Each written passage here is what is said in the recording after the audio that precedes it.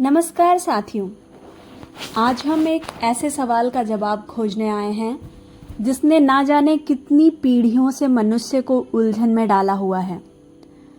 क्या सच में सब कुछ पहले से भाग्य में लिखा है या फिर हमारे कर्म ही हमारा भाग्य गढ़ते हैं? रामायण, महाभारत, गीता और संतों की शिक्षाओं में इस रहस्य का उत्तर छुपा है।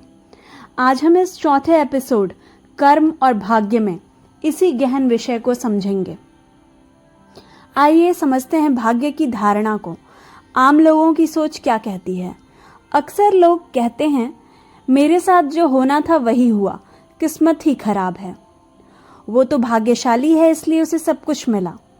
लेकिन क्या वास्तव में भाग्य एक लिखी हुई स्क्रिप्ट है जिसे हम बदल नहीं सकते, या फिर भाग्य भी हमारे बीते और वर्तमान कर्मों का फल है?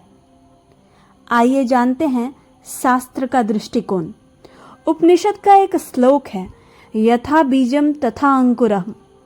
जैसा बीज बोओगे वैसा ही अंकुर उगेगा। यानी भाग्य कोई बाहर से थोपा हुआ खेल नहीं है, यह आपके ही कर्मों का परिणाम है। आज जो आप भोग रहे हैं वह बीते हुए कर्मों का फल है, और जो आप कर रहे हैं वही आने वाले कल का भाग्य बनेगा। एक बार श्री राम का वनवास के बारे में चर्चा हो रही थी, तो कुछ लोगों ने कहा कि श्री राम का वनवास क्या केवल भाग्य था? नहीं, यह दशरथ जी और कैकेयी के कर्मों का परिणाम भी था। दशरथ जी ने कैकेयी को पहले प्रसन्न करने के लिए 2 वरदान दिए थे। कैकेयी ने वही वरदान मांगकर राम जी को वनवास भेजा। यहाँ हम देखते हैं कि भाग्य भी कर्मों की श्रृंखला से उत्पन्न होता है। राम जी ने इस भाग्य को स्वीकार किया, लेकिन कर्म पथ से विचलित नहीं हुए। उनका जीवन सिखाता है कि भाग्य चाहे जैसा भी हो, धर्म और कर्म का मार्ग कभी मत छोड़ो। इसी तरह का एक और उदाहरण हमें महाभारत से देखने को मिलता है। महाभारत में अर्जुन युद्ध से भागना चाहते थे। उन्हें लगा कि शायद उनका भाग्य यही है कि वह अपने ही सगे संबंधियों को ना मार पाए। लेकिन श्री कृष्ण ने कहा, कर्मण्येवाधिकारस्ते मां फलेषु कदाचन मां कर्म फल हेतु भूर्मा ते संगोत्स्त्व कर्मणि। हे अर्जुन, तेरा अधिकार केवल कर्म करने में है, फल में कभी नहीं। तू फल का कारण मत बन और अकर्म में भी आसक्त मत हो। यहाँ श्री कृष्ण स्पष्ट कहते हैं कि भाग्य को बदलने का एकमात्र रास्ता कर्म है। अगर अर्जुन युद्ध से भाग जाते तो उनका भविष्य अलग होता, लेकिन उन्होंने कर्म किया, इसलिए महाभारत का इतिहास बना। कर्म और विज्ञान का क्या मेल है? आज का विज्ञान भी यही कहता है। न्यूटन का 3रा नियम, हर क्रिया की समान और विपरीत प्रक्रिया होती है।